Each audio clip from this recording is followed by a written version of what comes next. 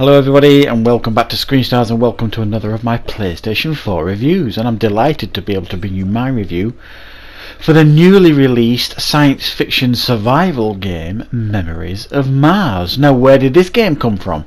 I wasn't even aware that this was coming out on PlayStation 4, but it popped up in the UK this week in the PlayStation Store. Now initially, because I didn't know an awful lot about the game, I wasn't going to look to pick it up or anything. I just thought, you know, another survival game, do I really want another one? Now, I am a fan of survival games for the most part. I think sometimes they can be a bit harsh. I quite liked Conan Exiles. I played that for a while. I've tried Ark. I can't get into Ark. I don't mind The Forest. 7 Days to Die I put quite a lot of time into, so I do have a history with survival games, and if they're done right and they're not overly harsh and punishing, I will put a lot of time into them. And the main reason for that is I like the building mechanics in games. I find that hugely addictive, and it was Fallout 4 that did that to me. I spent so many hours in Fallout 4 just building up my bases and going out on missions just to get scrap so that I could keep building and making it bigger and better, and I was so addicted to it, and that's what really made my love for building games really come to the surface. So that's why I go into a lot of these survival games. It's for the building mechanics and that addictive element of it.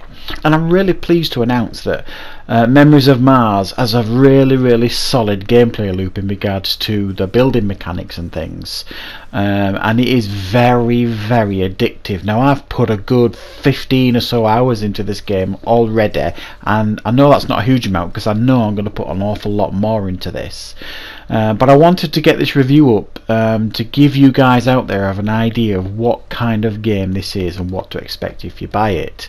Now, straight off the bat, this is very reasonably priced. In the UK, this is priced at $15.99, and again, that was partly the reason why, oh, should I be buying this? That seems a little bit cheap for what this actually is, when you consider that Conan Exiles was like pretty much a full price game when that came out, especially with all the packs and everything that came with it. So I was a bit hesitant, but I thought I'll take a chance with it, and I'm really glad I did, to be honest. Now, my understanding is this isn't cross-platform. I have had a comment or two on my gameplay video I put on this game up on my channel, and my understanding is it's not cross-platform. Maybe that might be coming in the future, I don't know. We'll have to wait and see. And this game, it feels like a cross between No Man's Sky and every survival game you've ever played, really. Now, not this space flying simulator part of No Man's Sky, the planetary stuff, even though because you're on Mars here, the planet is a little bit less interesting to look at than many of the planets on No Man's Sky, but the building mechanics feel very similar. So essentially you've got a tool for breaking down the rocks to get iron ore and aluminium and all these other different elements you're going to need to build, and then you've got another tool like a welding tool that will actually create and build these structures for you.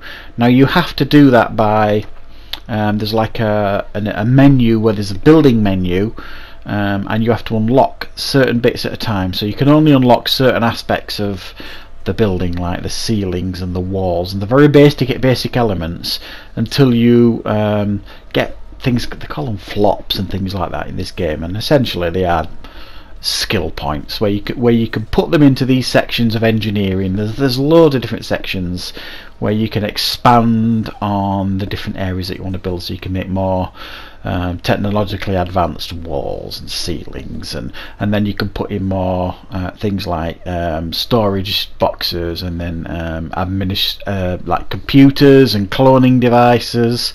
All these things you can put in to your buildings to make them more technologically advanced, but you have to unlock them first. There's also a menu for your character, so that you have to unlock skills in your character so that he will not dehydrate as fast. So you've got to eat, you've got to drink, all that kind of stuff, and you've got to keep yourself well supplied with oxygen. Now, my first base that I have started building, I've built it right next to the oxygen pipe, so that when you're running out of oxygen, you can just run up to this oxygen pipe and refill your oxygen, so it makes it quite easy.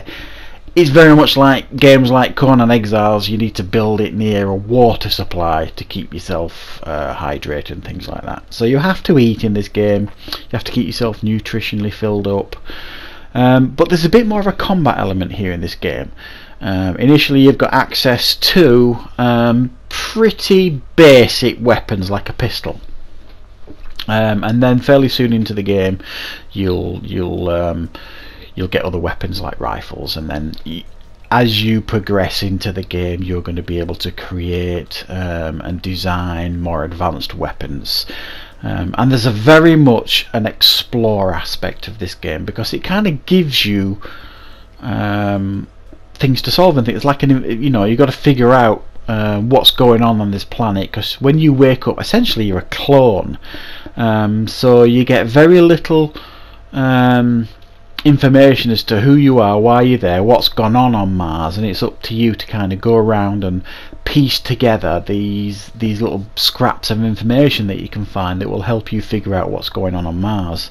And the number one way of doing that is exploring, and it's actually quite rewarding. I found the exploration. I've not found it a chore at all, really. I found the story quite interesting.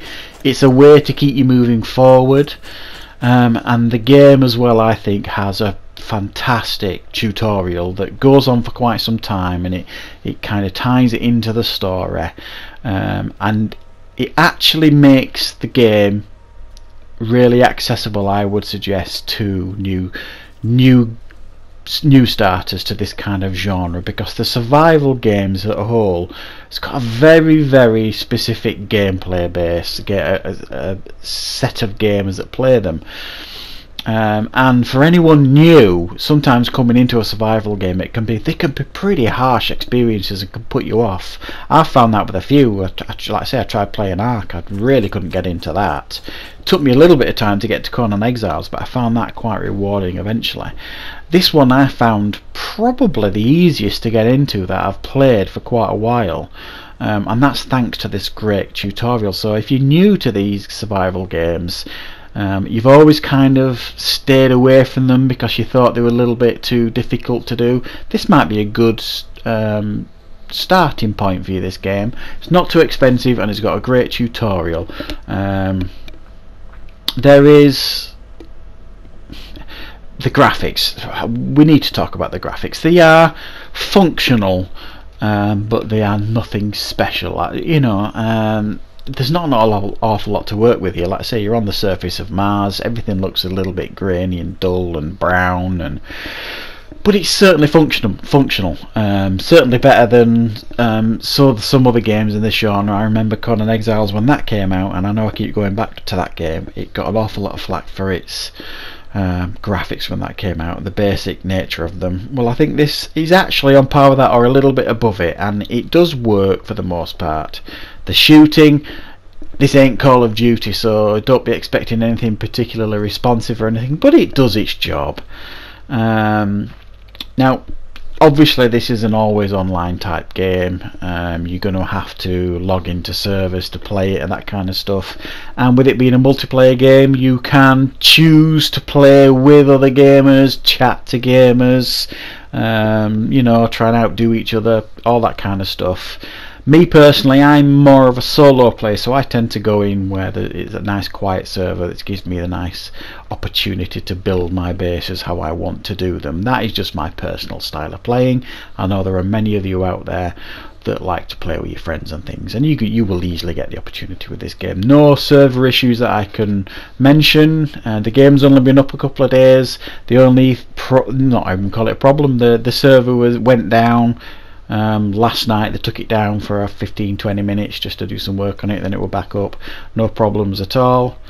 And there's not a huge amount more to say on this game. It's one of those survival games, and anybody that's played games like this, I think, will instantly feel at home with it. The mechanics are very, very similar to what you're used to. The building will make sense. The progression system will make sense. It all kind of fits. There's no real massive gameplay issues thrown at that you're not used to, so you could argue that it doesn't really do anything new with the genre other than it's a sci-fi twist. There's not many of these survival games that have got the sci-fi thing, obviously, other than No Man's Sky, which you could probably put it into that category. But I'm really enjoying this game. I'm really putting an awful lot of time into it.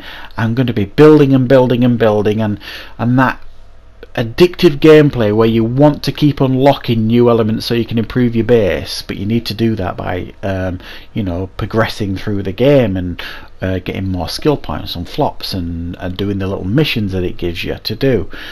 So that addictive element, you think, well, I've got to do this because I really want to do this to my base. I want to give it this lovely wall with windows, all that kind of stuff.